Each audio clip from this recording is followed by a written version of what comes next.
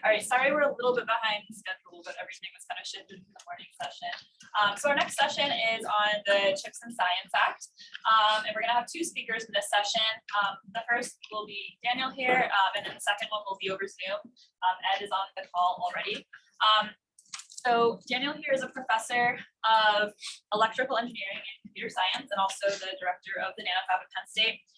And I attended Daniel's talk at the Materials Day Symposium back in the fall, and I really liked his talk.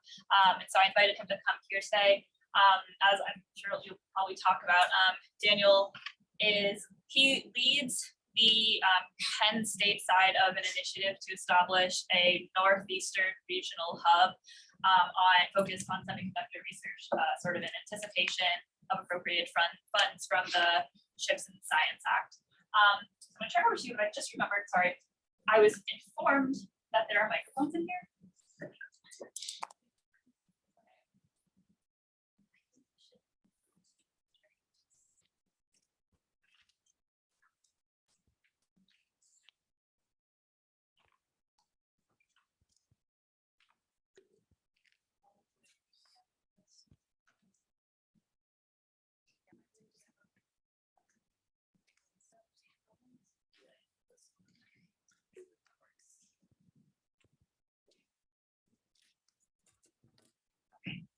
Yeah, sorry, I didn't know about that before.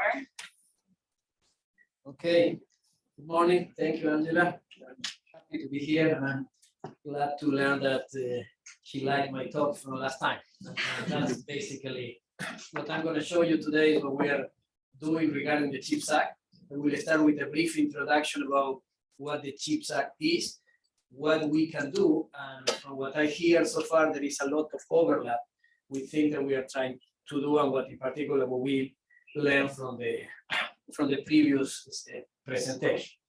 This is super high level, and I don't know if you can ask questions now or not. Angela is in charge.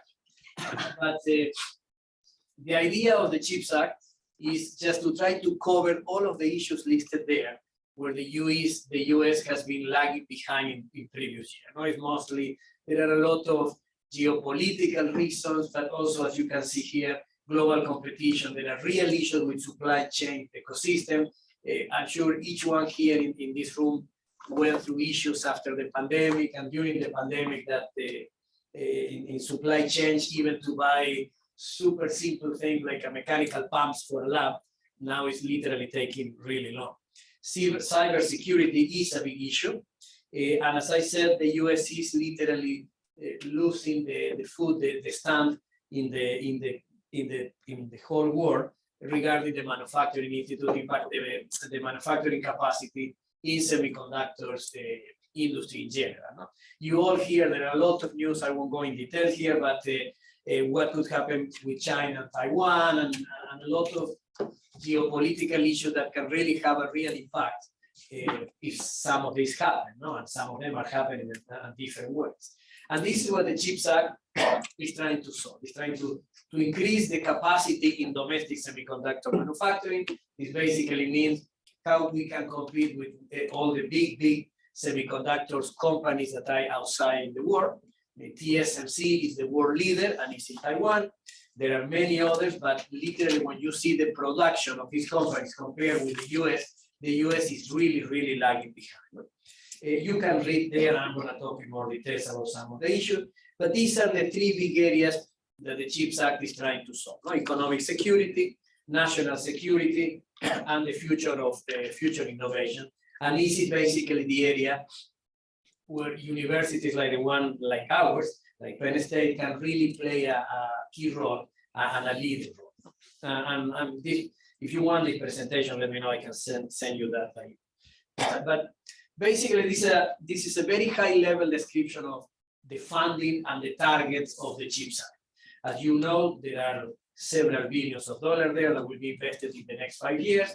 Most of the money will be targeting for manufacturing, and I tell you briefly what they are going to do. And 11 billion will be focused for research and development, and I'll briefly talk about that.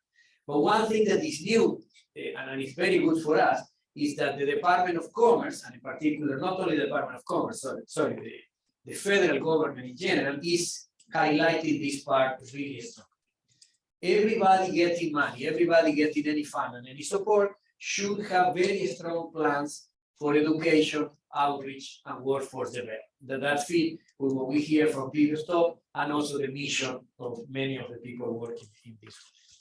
The goal of the manufacturing initiative is just to support large-scale investment in microelectronics, is to support and enhance the capacity we have here for manufacturing in different technologies. It's very general, this description, but there is a call out literally to support manufacturing that I believe is less than 2 weeks old. This is just starting to take off. It has been as you know, the act is signed, and basically in the previous 6 months and even going on now, the Department of Commerce is shaping the calls and is trying to define how this will look like. This is one of this is their first call out. It's a funding opportunity for commercial fabrication facilities, something that Penn State cannot get involved there, but this is targeting to literally to enhance and improve the capability for manufacturing of big established commercial facilities already here. The one that where we have more interest, and I will describe what I mean by we, is in research and development. What they are targeting, what the CHIPS Act is targeting, is to create a domestic infrastructure for research and development, and I'm going to talk about that, to define a new way for the industry and the academic world to collaborate, and of course, workforce development and training is literally becoming everywhere. The plan for the research and development that the Department of Commerce is pushing forward is basically summarized here. They plan to create, they have 4 entities and programs. They will create a big national semiconductor technology center. This will be led by the industrial sector, but it has to collaborate with the universities, with non-profit organizations, and a variety of other components. But it will be literally, as it said, a national center that will coordinate efforts across the country. There will be multiple programs about packaging. Packaging is basically the component, the element that you build to put your electronic inside. If I give you, nobody will give you a transistor by hand. Basically, what you get is a transistor involved in a component that allows you to interact with it from outside. And that's what's called packaging. And literally almost 97% of the packaging capabilities that exist today, just check the cursor, are in Asia. And that is something that it has to change in the next 5 years, and there is a real pressure for that. NIST is the National Institute for Standards and Technology, is the research part of the Department of Commerce, will have research and development programs in technology, in metrology, and they will collaborate with the academia. But this is one big one that we are putting most of our efforts on it, and they will create up to 3 manufacturing USA institutes.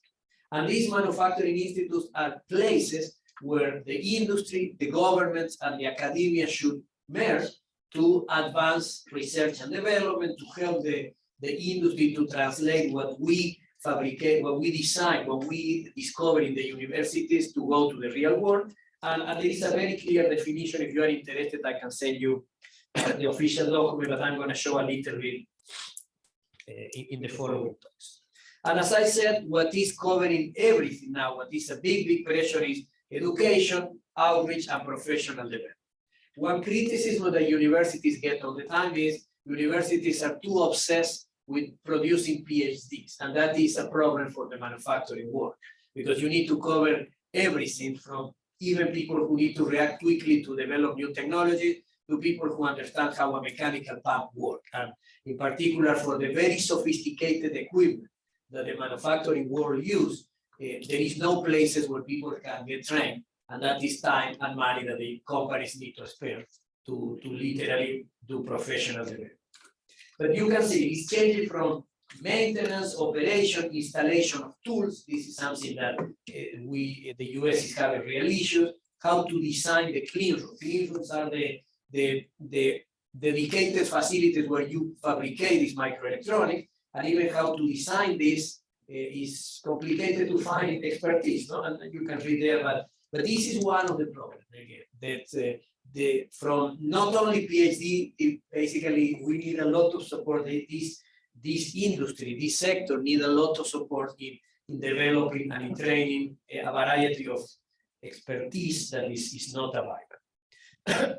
Let's go to what we are doing now. In order to get ready for this big call, because I'm going to tell you, you saw the numbers, they are planning to invest $11 billion in 5 years for research and development only. We try to create a consortium that could help us to look a little bit better to attract some funding and also to have an impact in this challenging area. One of the requirements that the Department of Commerce has been saying for a while is, if you ask us for money to build a new facility, you have no chance, because to build a new facility in this area, you need literally 5 years, you need multiple billions of dollars, more than 5 years, and basically 5 years is not enough to deliver a new facility. You need to design it, you need to build it, you need to acquire the equipment and make it run. 5 years is not enough. In order to be ready and to get over that problem, we created this consortium that is called MASH, it's Mid-Atlantic Semiconductor Hub, where what you have here is the 10 universities that are part of this consortium. You can see them. We have even Boston University. We are leading this consortium. Carnegie Mellon and UPenn are the 3 biggest universities in Pennsylvania, and we already have a lot of resources working. We have Columbia, NYU, Princeton, University of Delaware, University of District of Columbia, and Maryland.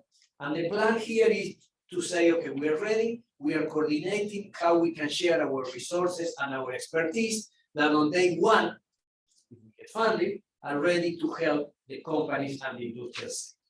And this is just a summary of what I just said. Now, the idea is to create a coalition that we will collaborate, that when we combine resources of expertise, we can start working in a coordinated way very, very quickly. We will need to update our infrastructure, and you will see, but when you put together all what we have right now working, is really, really impressive. And one of the problems is the lack of coordination among multiple universities. And this is one of the things that we are trying to solve. But basically what we want to offer is, for the industry or anybody else who want to interact with us, is that we are ready, we have enough resources to increase the manufacturing, semiconductor manufacturing across all the sector, and in particular, we are ready to educate, we are not, that's what we are trying to catch up, to see what we need to do different to educate the future semiconductor world, not from K-12 to all high graduated levels. This area, if you read the news, is not expecting a big facility. There will be big ones in upstate New York, in Texas, in Arizona, in Ohio, but not in this area. But when you talk with all the companies in the area and the universities I mentioned, I already showed, you see that there is a lot of interest in and a lot of expertise, and we can play a big role in what is around these big facilities. And this is basically, for example, materials, developing new materials, how to integrate materials into electronic components. And I'll show you some examples in a minute, how to create sophisticated equipment to test the electronics, to test the new devices that the companies want to make, how you can develop new technologies for packaging. That's a very, very big thing. And there is a lot of expertise in this area that we hope to coordinate that. And this is what we are doing now before the call for proposal is out. And we are calling this silicon adjacent technology. See, we cannot compete with the big foundries doing silicon transistors. There is no chance, nobody can, because those foundries have been working for decades, and there are literally billions and billions of dollars invested. But what we can do is we can team up with some of them to move forward new materials, and that is a big, big demand in the semiconductors world, and we apparently are in a big position for that. We did have a workshop in January 11. The link is not here, but I forgot to include it, but I can send you the links. There were mostly companies talking. And what we did, this was in UPenn, because UPenn is one of the members of this consortium. But we brought, as you can see here, 57 companies and a lot of people from academia, and basically mostly people from the industry spoke there, and they tried to, the question we asked them was this one: how can we help? But how can we help? Give us specific examples. Tell us where do you need help, and how can we help you to get a new product or advanced manufacturing in the next 5 years. Remember, 5 years is a limit given by the Department of Commerce. No? And I'll show you two very clear examples in a minute. But that was a very interesting meeting. There were a lot of people participating. A lot of people even couldn't get a seat in the room. But we started working with the feedback that we got from this workshop. This is literally 2 months ago. And we are starting to identify the big challenges that they need help. And that will be very useful to identify how we can help. No? These are the 3 big areas that I mentioned at the beginning, and I'll go quickly about some of them. But the first thing that we hear is the US university infrastructure is outdated. There is no university, even you may think about the top one, the best one, the most well-known one, they do not have updated capacity and infrastructure to help with what is the state-of-the-art technology. See, this is what I was saying, more than 5 years, if you want to build a new facility, that's why you need to team up if you want to hit the ground running. And the US needs some, we put some optimal, because we are still working in the definition of optimal here. Some companies want a specific fabrication in this, and other companies want it something else. But basically, the US needs some few optimal university facilities that can work collaboratively with the industry. And I'm not talking about IP and other regulatory issues. No, I'm talking literally about the technology. When somebody in a state-of-the-art company, like Texas Instruments, I'm going to show you an example, want to do something with the US, the mismatch is so big that they cannot even develop something that the industry can use. And I was literally surprised by that. But when I say that, I'm talking from MIT, Stanford, all the universities in the US. There is a big disconnect with what the semiconductor industry really needs.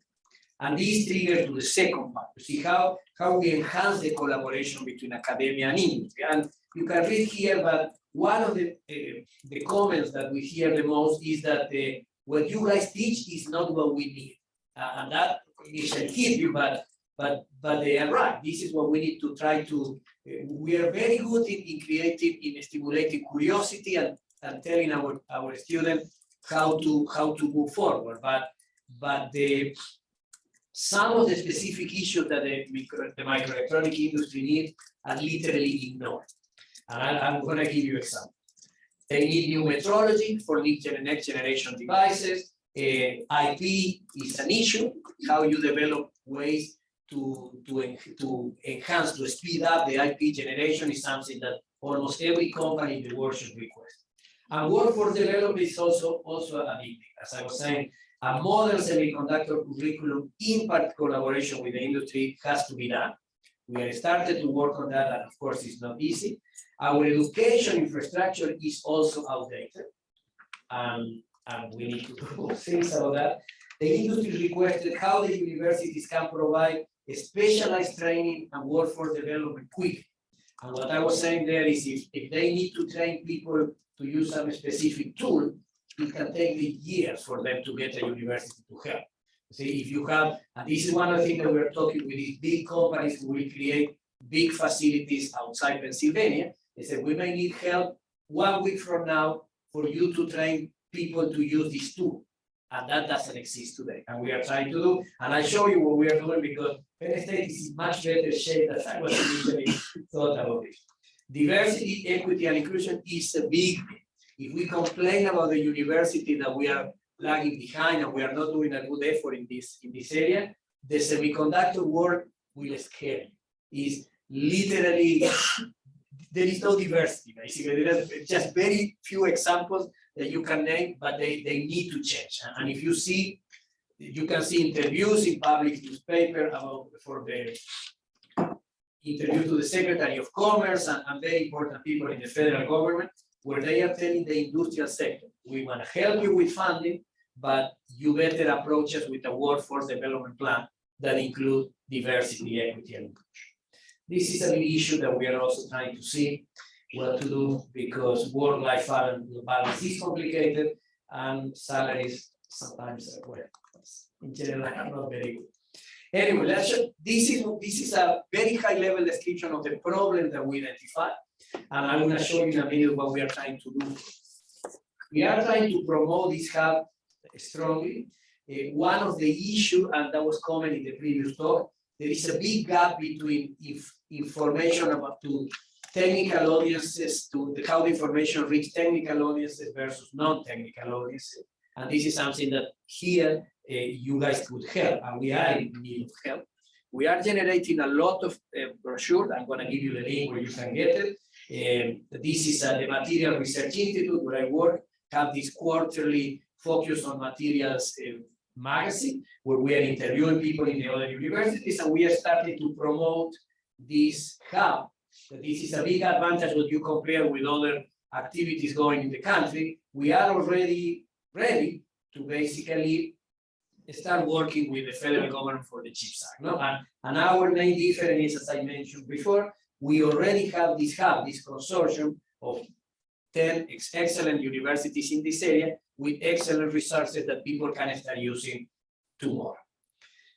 What else the university can do? And I said workforce development is a big deal.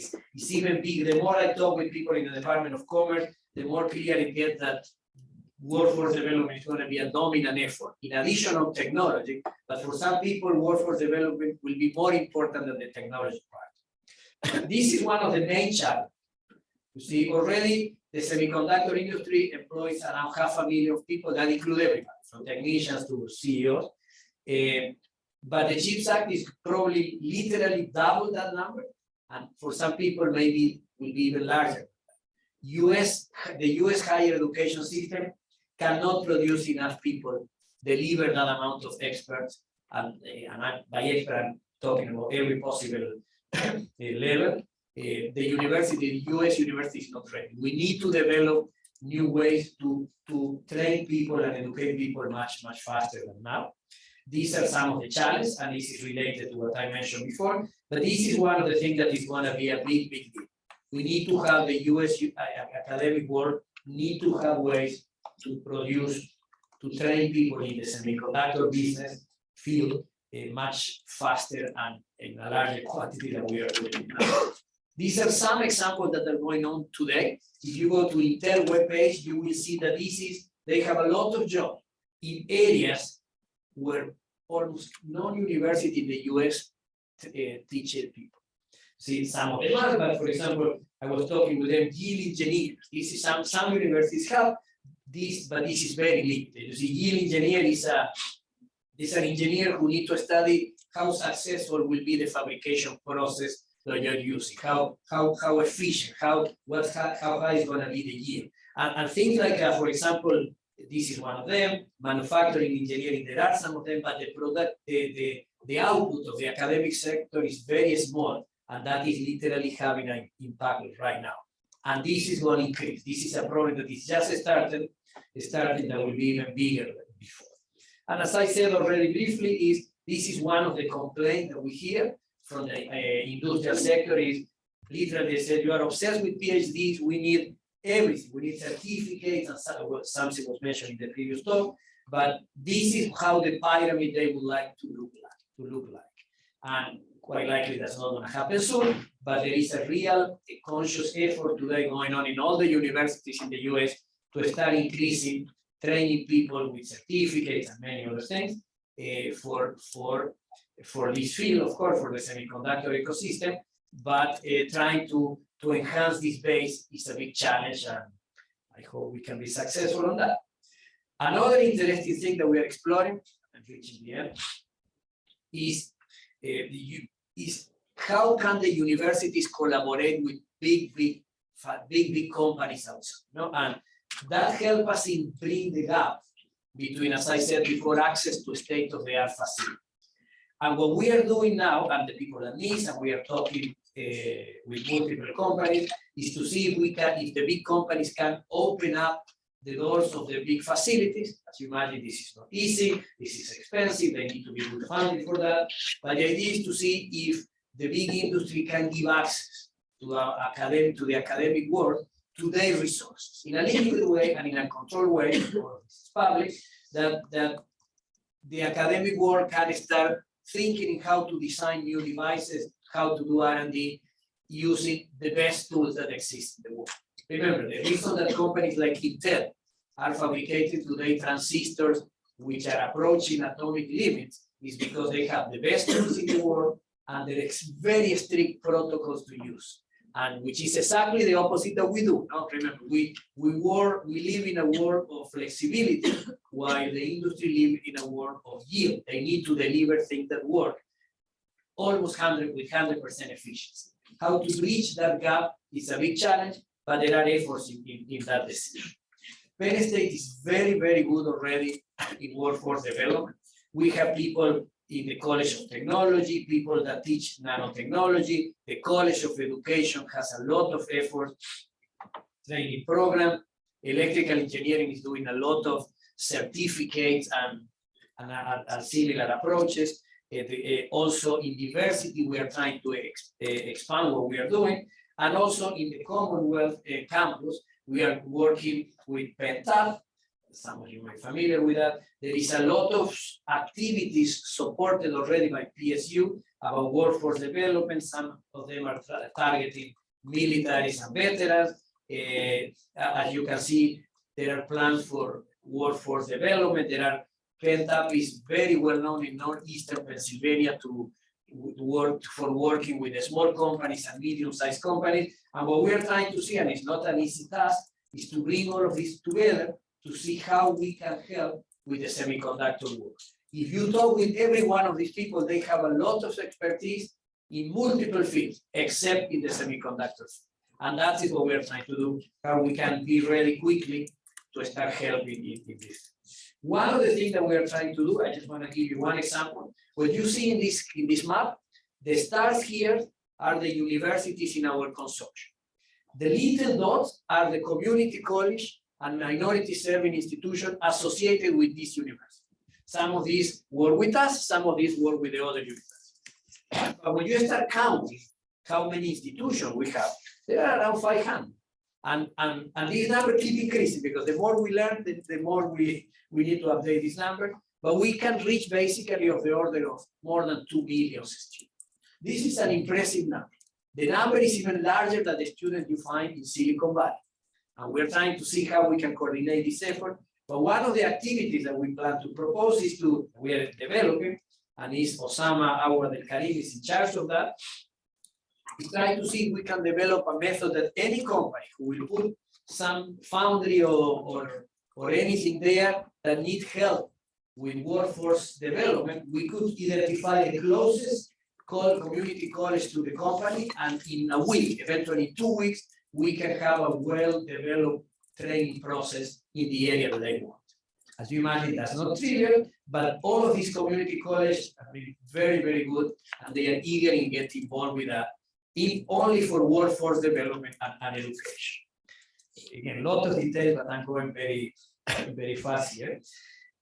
Companies, as I told you, is very interesting because what we need to do is we need to what the CHIPS Act need to do is to help the companies to catch up and in 5 years to deliver products or solve the problems that they are facing. We started talking with big companies. onsemi is a big one in Pennsylvania. All of you know they deal with power electronics. This is the electronic that goes in self-driving cars, in communication towers.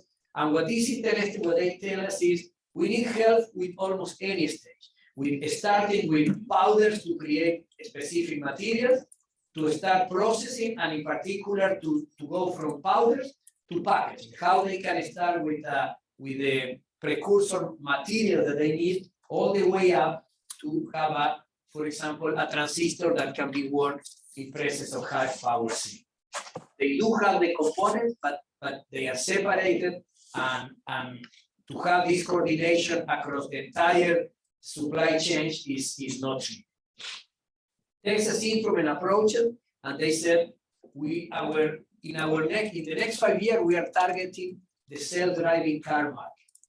They said the problem that they have there is cars today use clocks for GPS, because if you know the time, you know where you are. But you need to know the time with a very good precision that you need to connect with the satellite for GPS every 10 milliseconds. If you lose the connection, they literally say your car became a weapon, your self-driving car. Then what they need is a clock that is stable enough that you need to connect with your satellite once per week. The only technology that gives you that stability is an atomic clocks. But when you want to put an atomic clock, when you want to put atoms, quantum elements in a car, there is no packaging, there is nothing, there is literally nothing. And these guys are working with us. They said, can we fabricate an atomic clock to put in a car? They need 4, the one in front, in the back, and in the 2 sides.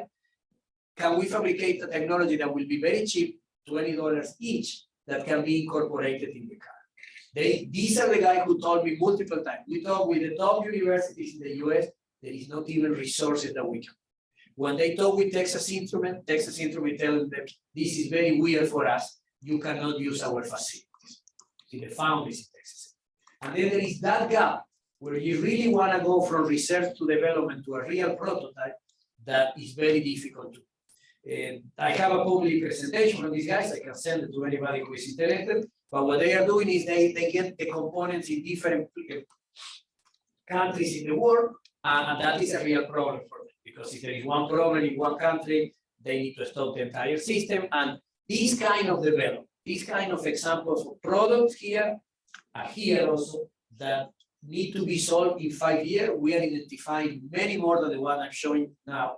And this is part of the thing that we hope we can help.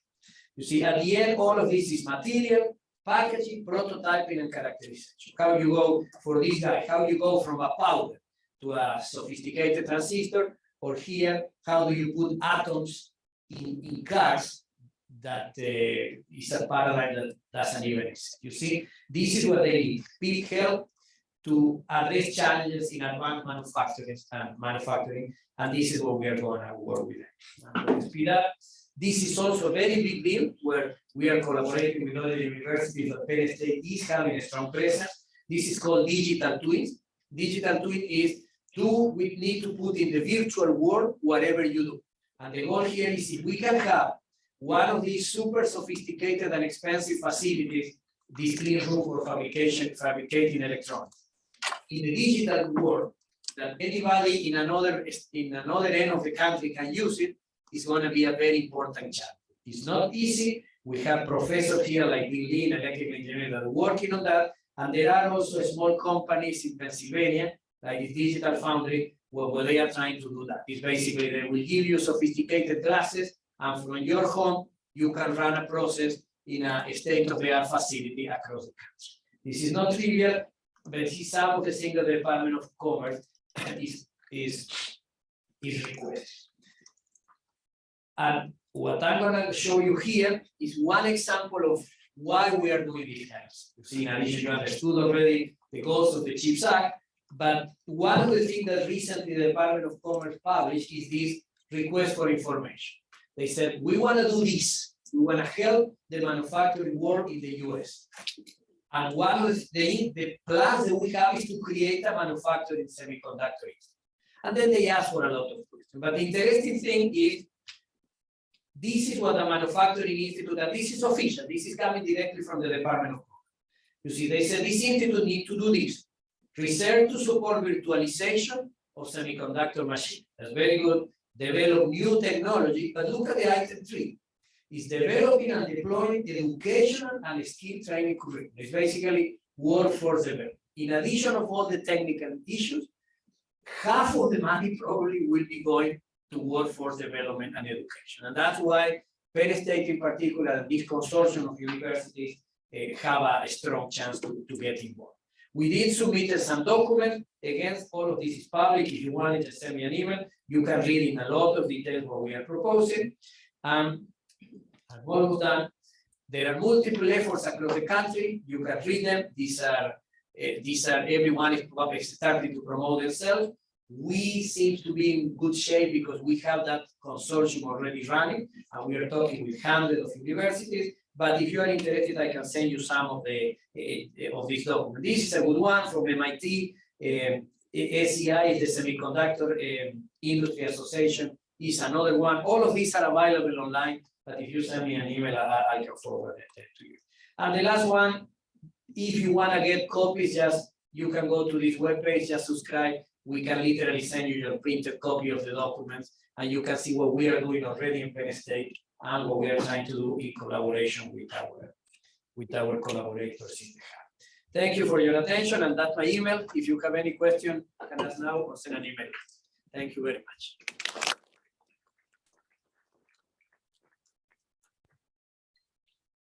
Questions?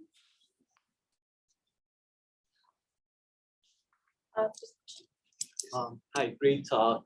I was just curious about the climate impacts of this consortium and production here in the US. And I was trying to see if there's what protocols you have in place for carbon capture and all the other things that are embedded in all these production.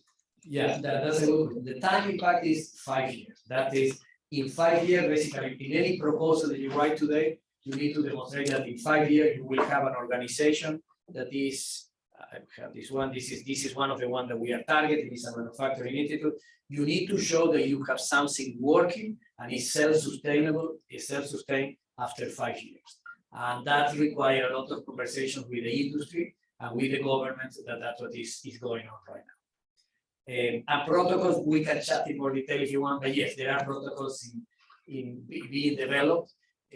For example, how we will, and that we can talk for hours about that, but for example, we need to define a way to quantify that the quality of our work is the same across each university we have. There are well-defined standards like the ISO 9001, and that's what we are trying to coordinate as one of many, no? But there are a lot of protocols that if you're interested, we can chat in detail. But 5 years, that's the limit, which is tough. All right, let's thank our speakers. Thank you guys, thank you.